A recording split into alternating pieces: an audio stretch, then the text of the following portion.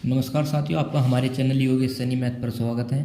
आज हम जो 2023 में गणित का जो हमारा पेपर हुआ था 12th क्लास का, इसके बारे में आपको बताएंगे। यदि आपको इसका संपूर्ण सॉल्यूशन चाहिए तो आप हमारे चैनल पर जो वीडियो आने वाली है उस वीडियो को आप देख सकते हैं। उस वीडियो में हम पूरा का पूरा सॉल्यूशन दिखाएंगे। अभी केवल हम इसकी ये दिखाना चाह रहे हैं कि कौन सा क्वेश्चंस किस चैप्टर से आया हुआ है और कितने क्वेश्चंस हमारे चैप्टरों से आए हुए हैं, मतलब कौन कौन से चैप्टर से ज़्यादा आया कौन से कम आया। तो इस प्रकार से हम थोड़ा आपको जानकारी देंगे, क्योंकि इस बार जो भी आप तैयारी करें तो उन चैप्टरों को अच्छे तरीके से निकालने की कोशिश करेंगे।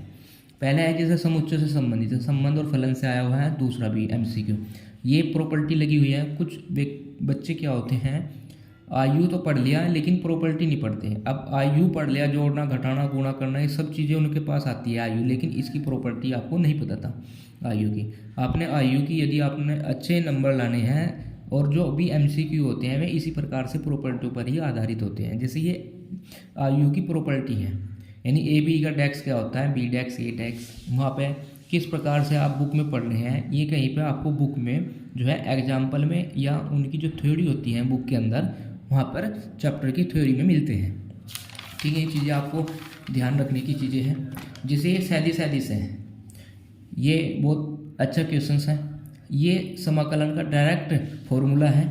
ठीक है, आप इसको यदि याद है, वैसे तो याद करने के बाद ही आप डायरेक्ट निकाल सकते थे, क्योंकि एक नंबर में आप इसको हल नहीं कर सकते।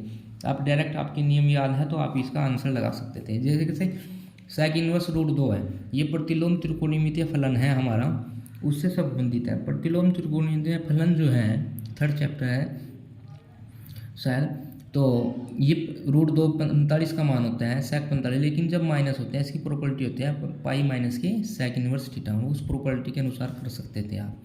ये जो एग्जाम दिया, ये जो क्वेश्चंस दिया, इन दोनों को इक्वेशन को क्या करना था, आपको जोड़ना था, क्योंकि y तो कट जाता जोड़ने से और x का आपको मान निकल जाता। इसमें सारणी की प्रॉपर्टी होती है, सारणी की प्रॉपर्टी यानी जिनको परगुण बोलते हैं। परगुण से क्या करना था आपको, अगर इसका सारणी की निकालना था, अगर इसका विस्तार करते हैं, बहुत बड़ा सवाल हो जाता है। तो ऐसा नहीं करना था, केवल यदि आपकी इसकी परगुण ध्यान थे, यानी इसको C1 में से, यानी C2 के स्थान पर C2 माइनस के C1 और C3 के स्थान पर C3 माइनस के C2 रख के दो कॉलम इसके आप क्या आ जाते हैं, समान आ जाते हैं। और जब दो रो या कॉलम समान होते हैं उसका मान, सारणी का मान क्या होता है, 0 होता है। ये y बराबर दे रखा था, इसका dy/dx निकालने के बाद क्या रखना था, x बराबर π/4। एक दो फलनों का समाकलन, दो फलनों का समाकलन आप किस प्रकार से कर सकते हैं। दो फलनों का यदि अवकलन दे रखा है, आप पहला और दूसरा उसमें कुछ भी मान सकते हैं, यानी अवकलन करना आपके लिए आसान है। दो फलनों का समाकलन करने के लिए आपको आइलेट की जानकारी होनी चाहिए। आइलेट के अनुसार हम फर्स्ट और सेकंड फलन मान सकते हैं।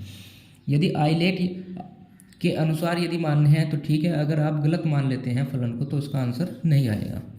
ये जो थर्ड का फर्स्ट दिया गया है x बराबर sin y, तो सिद्ध करना था ये तो उसका दो बार अवकलन, एक बार अवकलन करने के बाद फिर दो बार अवकलन करके यहाँ पे डायरेक्ट रखा है, सिद्ध कर सकते थे। लेफ्ट हैंड साइड बराबर राइट हैंड साइड, या फिर दूसरी इसी से इसको पूरा का पूरा ही बन जाता है। दो तरीके से क्वेश्चन हो सकता है।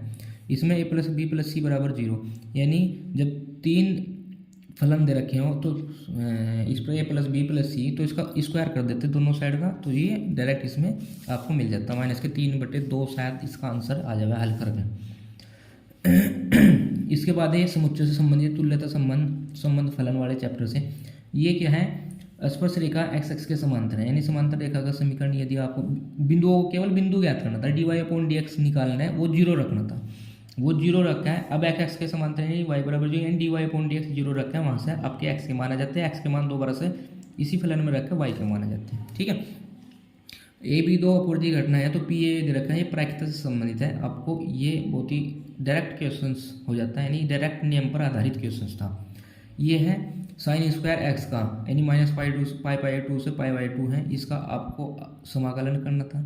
मैंने बताया है, जब भी sin स्क्वायर x हो, cos स्क्वायर x हो, या sin की 3x हो, cos की 3x हो, यानी क्यूब हो, तो उसके अनुसार क्या काम करेंगे आप, sin स्क्वायर x या cos स्क्वायर x के लिए cos 2x का एक फॉर्मूला होता है, वहाँ पे उसको चेंज करके, यानी घात को हटाकर इसको समाकलन कर सकते हैं। sin स्क्वायर x का हमारे पास डायरेक्ट नियम नहीं है, sin x का हमारे पास डायरेक्ट नियम है, cos x का डायरेक्ट है, cos स्क्वायर x का नहीं है।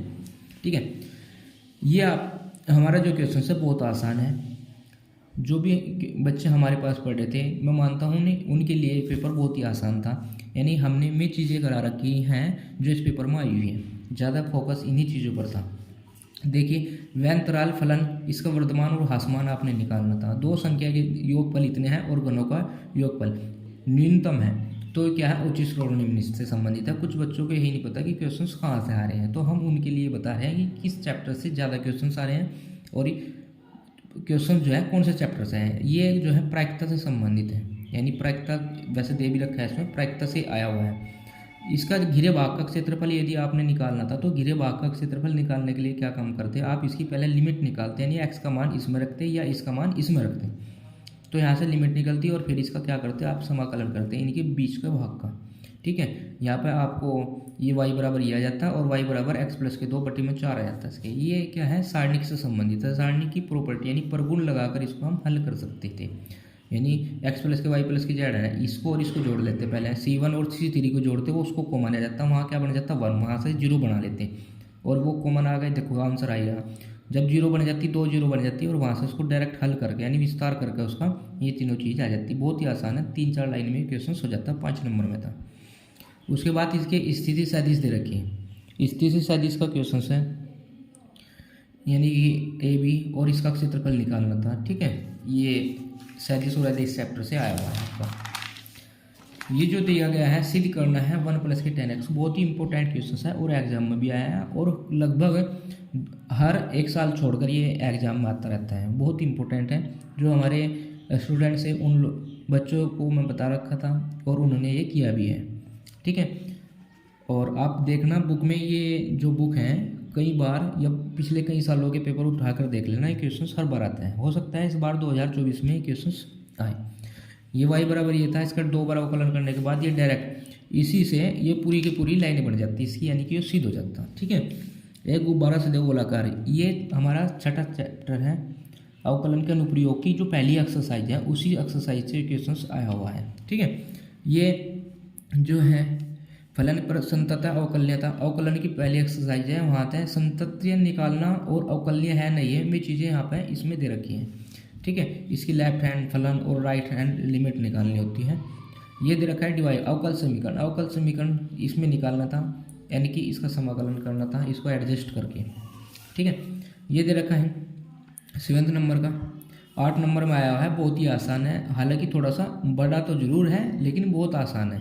ये क्वेश्चंस और ये क्वेश्चंस लगभग सेम टाइप के हैं, इसमें से एक करना था। वैसे मैं आपको दोनों के बारे में जानकारी दे रखा, वैसे सभी बच्चे ये हैं ज़्यादातर इसको करते हैं। इसमें देखो सिद्ध कीजिए कि दिए हुए पृष्ठीय क्षेत्रफल और महत्तम आयतन वाले लंबवर्तीय शंकु का अर्धशीर्ष कोण ये है। अब ये सिद्ध करना था आपने। ठीक है, इसके बाद दे रखा है रेखिक समीकरण, ये क्वेश्चन हर साल आता है 8 नंबर में, इस बार भी आया। पिछले जब से यानी 12th क्लास में लगभग ये परमानेंट क्वेश्चन है, ये क्वेश्चन आना ही आना है। ठीक है, 3 इक्वेशन थी, 3 इक्वेशन है, इसको हल करना होता है आयु विधि से, यानी एक्स वाई जेड के मान निकालने होते हैं। मैं एक्स वाई जेड के मान यदि आप निकालते हैं तो उनको दोबारा से यदि आप वेरीफाई करना चाहते हैं क्वेश्चंस को सेटिस्फाई हो, इक्वेशन को कर दो, तीनों इक्वेशन यदि सेटिस्फाई हो रही है एक्स वाई जेड के, तो हमारा क्वेश्चन सही है और साथ ही साथ इसके आंसर का भी पता लग जाता है सही है या गलत है। 8 नंबर में हर बार ऐसे ही लॉन्ग में आता है और बढ़िया क्वेश्चन है। एक ये है बीच की न्यूनतम दूरी, ये भी हर साल आता है और इस बार भी आया है। ठीक है, ये शायद इससे 3D वाला चैप्टर है जो हमारा, उससे है बीच की न्यूनतम दूरी। इसके बाद जो 90 नंबर का जो क्वेश्चन दिया आपको, ये मूल बिंदु को स्पष्ट करता है, अवकल समीकरण ज्ञात कीजिए। ठीक है, अवकलन से संबंधित है अनुप्रयोग से। एक ये दे रखा है, ये इसको सिद्ध करना था, बहुत ही आसान है, दोनों साइड क्या करते हैं आप अवकलन करना था। और ये जो दे रखा है ये एक ही आच्छादक फलन, यानी फलन से संबंधित क्वेश्चन है, इसमें से एक करना था। वैसे आपने जो मर्जी है वो कर सकते थे, यानी इस भाग के तो दोनों करने थे और इसका ये सिंगल था। काफ़ी अच्छा पेपर आया हुआ था 2023 में और मैं मानता हूँ कि 2024 में भी इसी प्रकार का आपको पेपर देखने को मिलेगा। ठीक है, इस प्रकार से आप यदि इसका सोल्यूशन पूरा का पूरा सोल्यूशन चाहते हो तो हमारे चैनल पर योगेश सैनी मैथ पर आपको इसका पूरा का पूरा सोल्यूशन मिल जाएगा। और इस चैनल को आप सब्सक्राइब करें, लाइक करें। आने वाले समय में जो इम्पोर्टेंट क्वेश्चंस होंगे पेपर से संबंधित में हम सभी वीडियो के माध्यम से आप तक पहुंचा देंगे। यदि आप सब्सक्राइबर और हमारे सब्सक्राइबर हैं या अपने नोटिफिकेशन ऑन कर रखा है तो आपको साथ के साथ इन वीडियो का पता लगता रहेगा। आपको धीरे धीरे वीडियो मिलती रहेगी। वीडियो में केवल क्वेश्चंस जो होंगे पॉइंट टू पॉइंट होंगे, एग्जाम को देखते हुए और इम्पोर्टेंट होंगे। उसमें कोई बकवास नहीं होगी, कोई बेकार की चीज़ें नहीं होगी।